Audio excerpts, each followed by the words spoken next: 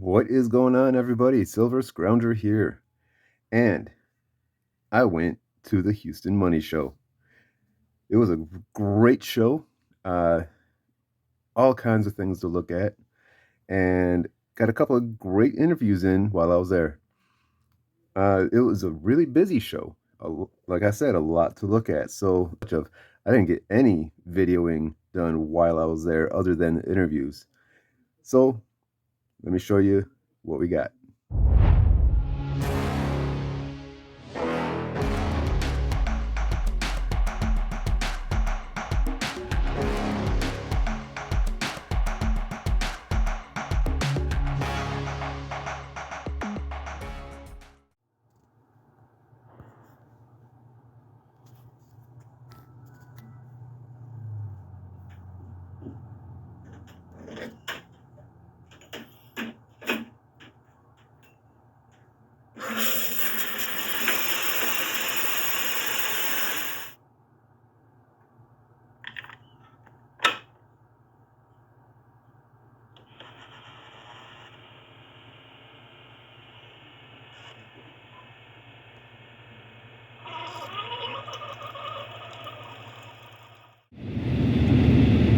Good morning, everybody. I am on my way to the Houston Money Show. It is way early in the morning. Glad I got my coffee. Had a shower to wake me up. But I'm already starting to feel tired again. Oh man, I really don't care for these long drives anymore. I used to be able to drive like crazy, like forever, and enjoy it. Now I don't know. But heading out to the Houston Money Show. It's pretty much the biggest show that I've ever gone to. I'm hoping to change that next year. I'm really hoping to try to plan out a trip to the Fun Show next year. So I got to sweet talk the wife into it. Maybe try to see if we can't plan a vacation for it and head out to Florida for the Fun Show. But this time we're going to the Houston Money Show, and a few things I'm going to be looking for is, believe it or not, first time I'm really actually going to be looking for some paper money. So yeah. Then I'll be looking for some real nice barbers, whether it be a dime, quarter, or half, it doesn't matter. I'm looking for some real nice ones to go into my 20th century type coin display.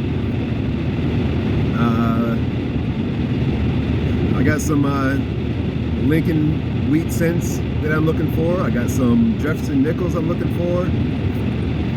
And these are all stuff for me except for the paper money. Now, the stuff that I'm looking for customers, I've got a couple of different lists that I'm going off of. So I'll be looking for some prospector rounds, certain years for those. I'm looking for some vintage silver, which if I know some people that are already there that are actually vendors, they're all bought up.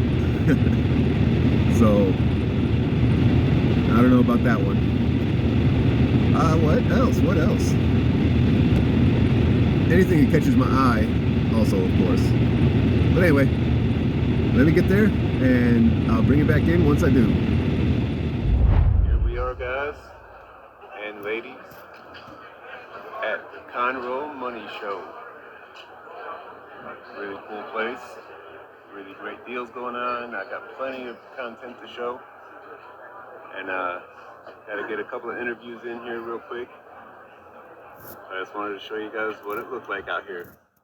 While I was there, found out Annex had a table set up, and I happened to bring along my two coins. One has a DDR on the Walking Liberty, and the Morgan dollar is a VAM 84.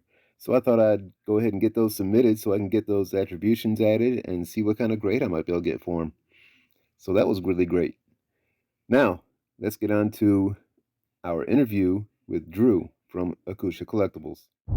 All right, everybody. I am here at the Houston Money Show in Conroe, Texas, And this right here is Drew with Akusha Collectibles. That's right. Did an interview with him at this show last year. It was a great time, and thought it would be a great thing to have another one with him, and talk about how the year's gone from last show to this show, and any new and exciting adventures happening for Akusha Collectibles. So, what's been happening, man?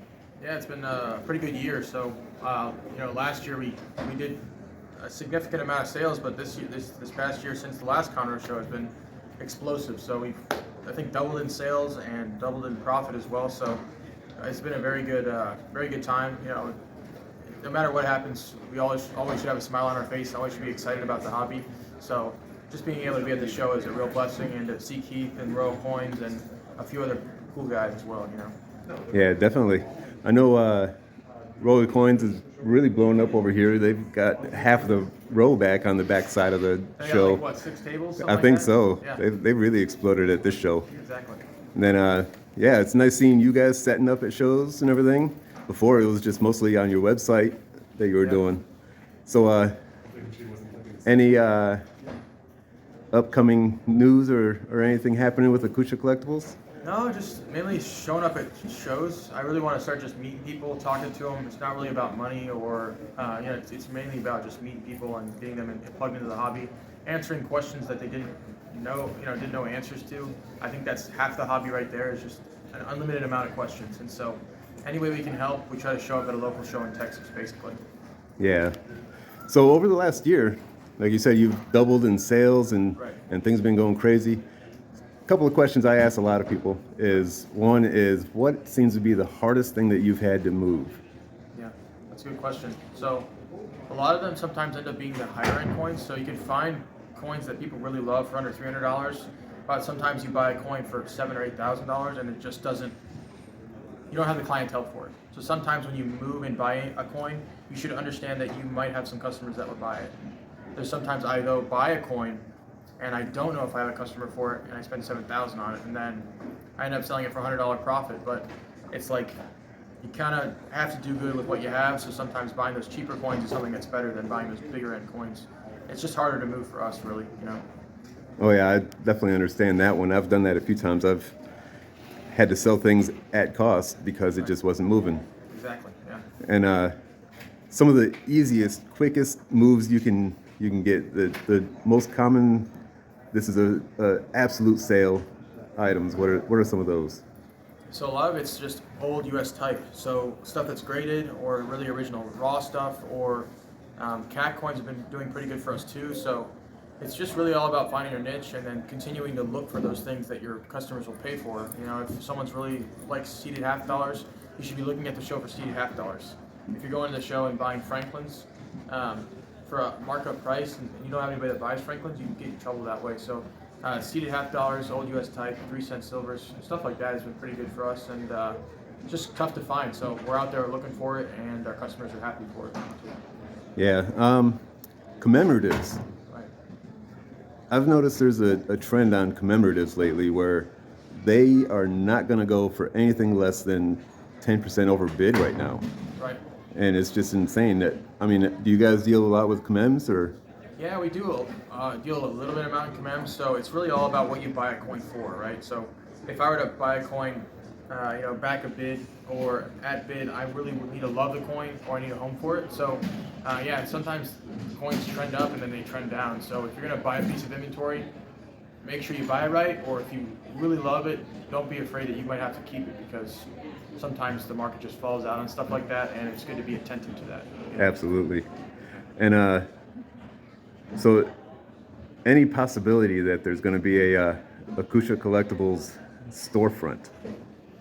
That's the hope, really. There's a lot of great things about a storefront, but it's all about timing. If you were to create a storefront too soon, you could end up losing a lot of money and start right back from the beginning. So if you work on growing pains, which we're trying to do, establish yourself at shows, find a mentor that really likes doing what we're doing but knows a lot more, understand the costs of a show, understand the costs of a shop. All those questions really should be answered, solidified, and if anything pops up, don't be afraid to ask a question. But I think one day it would be great if we owned a shop, and it's going to be hopefully in the next 5 years would be great. Yeah, I had a very aggressive goal of within the next 2 years of opening a shop, but after going through and talking with some shop owners and learning a few things, there's a lot more than what people realize to figure out just in the business side. Not even dealing with inventory and all kinds of sourcing materials or anything. So yeah, I can understand a 5-year plan is that's still a pretty good aggressive plan. Yeah, you kind of just want to work that shop into the flow of everything that's going on. So if you're selling a lot of stuff because you worked up connections and you worked up finding great coins and sourcing and all that's kind of, you lay the groundwork for a shop. But if someone that comes out and like says, hey, I want to open a shop within the first 6 months of me being a coin dealer, most of the time those guys just don't survive, So having a 2-year plan that's aggressive is something that's good, because it's something that, you can actually do, and if you're hungry enough for it, Right. All right. Well, it's great catching up with you. Hopefully we can make this an annual thing. That'd be great. That'd be cool to be able to just get together each time at the Houston Money Show and do this. Yeah. And see how everybody is progressing through time. Exactly. Well, it was great talking to you. Thank you for having me on. All right. I appreciate it. My pleasure. So Drew was not the only one that I interviewed. I also got to sit down with Christy, also known as Inappropriate Yogi, on her Instagram. Now let's go check that one out, because this one was a fun interview. All right, here we are with Christy, also known as Inappropriate Yogi on Instagram, who, if you don't follow her, you definitely have to. Her right here, that's her name. You got to go follow her, because man, she puts out some great videos talking about all kinds of things, whether it be coins or homestead living or fitness, all kinds of stuff. Everyone behind the scenes of coin shops, all that kind of stuff too. Oh yeah, and I love some of your videos, like when you're doing your workouts and all of a sudden you break into some weird dancing and everything. Yeah. I'm always moving. You can actually ask Blake. He's probably telling me to stop dancing. Yeah, speaking of that, you are the better half of Blake. The funnier half of Royal Coins. So yeah, Royal Coins Houston is who this is right here. The wife of Royal Coins Houston. Yeah. So, what got you into helping out with the shop? My husband. Honestly, I met Blake and he owned the shop at the time, and I think when we first met, I was teaching yoga, so I had a little bit of downtime, and I started coming in the shop. He started showing me a few things, and we got on Instagram, and it just kind of went from moved there. along from there. I would definitely blame my husband for it, for sure. Nice. So, I hear you are a Engelhard fanatic. Oh, of course. It's better than that JM crap that's out there. When you're setting up at shows, this is what I've been hearing, is if you're set up at a show, don't look for Engelhards. Well, if you're going to come into the show, I mean, you might as well get the early bird pass, because I'm looking. Now, obviously, I do leave stuff out there. I've got my own price points I like to stick to. Right. So I don't buy everything out there under the sun, but I do try to scoop it up before other people. My husband has a love for it as well, too. It's where it kind of started, and then he kind of taught me the history of the company and why he enjoyed it, and it just has kind of grown from there. Right. So we'll get a little personal here. Go for it. I did a video of sexism in the coin world. And a lot of people knew that it was you that I was talking about, because I mentioned you, how we had the conversation. Yeah. So, just to help out with some people, where do you stand? What do you feel as far as? There's still, as much as I hate to say it, a rift. And it's not to say that like men are assholes for it. This is very much a male-dominant profession and hobby, and so I'm a female coming into it. It's something new for people to grasp. It's not so much that people are assholes. It's the lack of trust that I have the knowledge to know what I'm talking about when I'm talking about coins with them, which then also is offensive, because it's like, why would you also not know or think that I have the history behind, know the history? Anyway, so that kind of stuff does exist.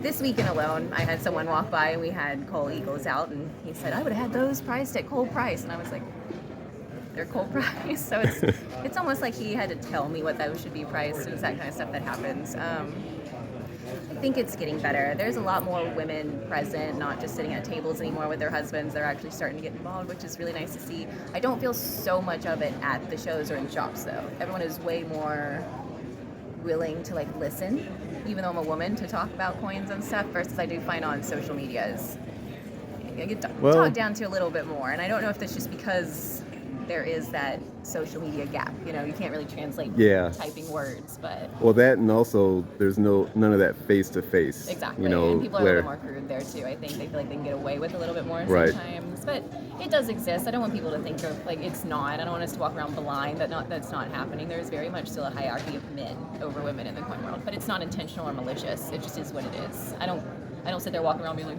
So, go ahead. speaking of shows, it's been a long 2 days, huh? Oh goodness, this was a great show for us. I will speak for us. We had an amazing time. We sold way more numismatics though than before, and specifically World. But if you're interested in the money show, I would definitely. This would be one to definitely come to in the Houston area, I should say. Yeah, this is one of the bigger shows in Texas, I think. Most definitely. The TNA's, I think, the step bigger up than this, and that one's in June. And then other than that, you've got smaller shows, but these are the bigger ones. People will fly in for this one, too. We had a lot of people from out of town here, or out of state, I should Oh, say. definitely. Yeah. What else? So, you mentioned that you sold a lot more numismatics, and I'm curious if that might be because we've noticed a quick drop in premiums in silver. Silver might be going up, but the premiums are dropping radically. Right. So maybe people are not on fire to collect it I was now? actually going to say, I put that in my story earlier today that I noticed, and some of the other dealers that I know as well noticed, we have stuff actually priced pretty cheap, even if the random drop in premiums happening, even to buy in, like we were $2.75 over spot, we still had people just walking by being like, maybe, and walking away from it versus, 2 months ago, if I had it priced at that, it wouldn't have stayed on the table, which has been interesting. I've heard that's happening with gold too. Some people are having stuff only like $30 over melt, and people still aren't buying, which is kind of interesting. And the switch to numismatics, I think there's just the variety there, and I hate to say it, the pricing is a lot more controlled on the numismatic side versus in the bullion and bullion collection, where that seems to be way more inflated currently. So I think people are just stepping away, if you're asking me, from inflated prices on bullion and the inconsistencies, and they're moving to set price. You know, what I'm saying? that kind of comes in... There's security in numismatics. Exactly. Yeah. And that comes into play with one of my videos I recently did, talking about how silver stacking, sure, it's a great hedge against inflation, Right. but is it a good storage of wealth? Yeah. Why not put the storage of wealth in numismatics? Yeah. Because it's a lot, like you said, a lot more steady. Yeah, you can't. You know, Spot doesn't really, mess with numismatics. Plus, that's already minted currency that has been demonetized. So it's not like you have to worry about it not being minted or ever running out of it. That's it. What's out there is out there, and there's a plethora of it apparently. But there's security in it, and the inflation with bullion, I think, comes in. That all comes down to where you're buying it from. Because if you're buying them off a website, inflation's still going to impact you there. If you're buying from mom and pop shops and stuff, and you're getting your silver as close to spot as you can, inflation is a foreign word to you because that's not relevant. All you're dependent on then is spot's price, which is dependent on supply and demand and manipulation currently. And then, of course, whatever they're paying generic for over spot, which currently we're paying, you can get it at $2.75 over spot. So it just kind of depends on how you want to avoid inflation if you want to, and if you don't mind taking it on and banking that your premiums are going to hold in the next 10 to 15 years. So. yeah, no kidding. All right, well, it's been a great time talking Thanks with for you instead of asking Blake. me. Yeah, I know, right? Everyone always gets Blake, finally me. And so, everybody, you can go to visit their shop, Royal Coins Houston. Address right there. Perfect. And also, you can visit their website, which is also right there. Yeah.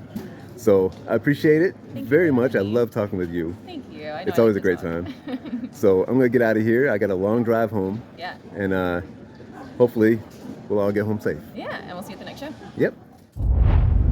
Well, that was a long, long day at the show. Man, my eyes are straining right now. I was looking at so many things, but it was a great show. I left there with just about nothing left to my wallet. So it's gonna be a while before I get home. Probably will finish up my coin show finds video, or recording part, at least tomorrow, which would be just a few seconds for you guys. Anyway, I'm getting out of here, go down and have some dinner with my daughter, who is attending University of Houston, and then I'm heading home. So I see you tomorrow which is in a few seconds for y'all, I'm out. All right. Well, that was a long drive back home last night. I didn't get back home until close to midnight. So it's been a crazy long day yesterday. I was tired. This right here is everything that I grabbed and purchased at the show. So it's a pretty good, decent amount, especially for what I paid. So cover real quick. 1951 S, Franklin half dollar, MS65. Really nice. There was a lot of great toners out there at the show also. And this one just happened to be a slight bit of a toner. Let's see if it'll focus. All right, so 1937 Daniel Boone, 50-cent commemorative, MS64 by NGC. Look at that, nice rim toning on it all the way around. Beautiful. And then reverse there. I've really started looking into getting more commemoratives because they seem to be going up a lot. So they've been trending up a lot lately. Then this one here, I got this because if you don't know Spectacular, you need to go give him a follow or subscribe to his channel. He last few years has done a gold challenge. You know, 1/10 ounce gold every month for each for the last 2 years he's been doing that. Well, this year he changed it up. He's doing the piece dollar squeeze. And what it is now trying to get a nice high grade piece dollar every month. So this one right here is the one I picked up for January. It's a really nice one. I know it's only a MS63 and it's a common date, but it looks amazing. So that's why I got that. Now these two are also Franklin's. They're 1955s. But the reason why I got these two, let me see if I can zoom in and show you. Yeah, see that? It's a Bugs Bunny. It's not attributed on the slab, but both of them, Bugs Bunnies. So I was really happy to be able to find those and pick those up for a really good price for what they are. So yeah, those were all great. Then Royal Coins Houston. Man, I did, like you already saw, I already did the video with Inappropriate Yogi, also known as Christy. She is, again, part of the Royal Coins family. And at their table, I got a couple of great pieces. Well, one great piece and 5 Buffalo rounds. Nothing special about them, but they had the absolute lowest price for generic rounds at the entire show. They were selling them at $26.75. What their price is in the shop, I don't know. But if you're in the Houston area, go check them out. They really do have some great prices. But I also got this, the 2019 Pride of Two Nations. This thing is amazing. Absolutely gorgeous. I got the, what they call enhanced proof or reverse proof on the American Silver Eagle, 2019. Man, I love the reverse on these in a reverse proof. And then you got the Canadian Maple Leaf. Man, look at that. That's really nice looking. Like I said, it almost looks 3D with how much details in it. Oop. Amazing, isn't it? All right, so got that. Then I went to another table and pretty much cleaned him out on his full bands Mercury dimes. So got a 1943 Denver in a MS65 full bands, 40S in a 64 full bands, a 44S in a 64, 44D. I think I got 2 of those somewhere. Yeah, there it is. Both of them in a 65 full bands and a 1941. So I racked up on some full band Mercs. That's pretty good. Now the rest of these, well, except for these, I also picked these up for somebody. You may only get one, which is fine. I didn't mind. But old country coin collector. I was showing him some things that I was finding. He was asking about, and he wanted to get one, so at least one of them. So we'll see. But yeah, I got those 2 barber dimes. Now the rest of these I got for pretty much personal reasons. For now, these are going to go into my nickel book. I've been missing them. I don't know how or why. Some of these, 49 and a 58D, they're pretty common. But yeah, I definitely got some nice ones for the book. And then these ones are the little bit harder to find wheat cents that I'm getting for the book also. So 1913S, 14S, and a 12S. So 12, 13, and 14S. Really nice ones. They're all in, fine condition. But this one right here, that was an expensive dime. 1912 barber dime. There's luster on it still. So yeah, that's what I did on that. That is everything I got at the show. So I'm gonna get these guys put into the books in my 20th century type coin display I got, and only got 2 coins left, 2 more barbers to do. So that's gonna be an adventure to get. But I appreciate everybody watching. It was a great time. Thanks to Christy and Drew for the interviews. That was really great. And I'm gonna get out of here. Let y'all enjoy the rest of your Sunday. And this is Silver Scrounger saying thanks for watching, and keep on stacking or collecting.